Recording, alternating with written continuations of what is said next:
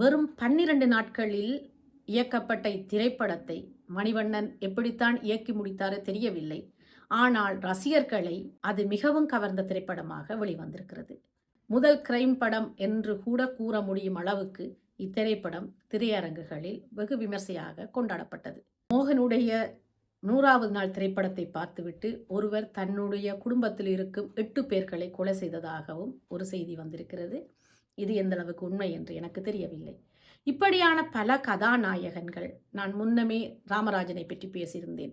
சிறப்பான கதாநாயகர்கள், ஆடம்பரமில்லாத கதாநாயகர்கள், எந்த பாத்திரத்தோடும் எந்த கதையோடும் இலகுவாக ஒட்டி நடிக்கக்கூடிய கதாநாயகர்கள் எல்லாம் ஏன் தமிழ் திரையுலகை விட்டு விலகிச் சென்றார்கள் என்று புரியவில்லை.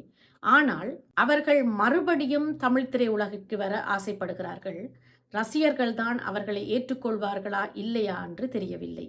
டி. ராஜேந்திரனும் அப்படித்தான்.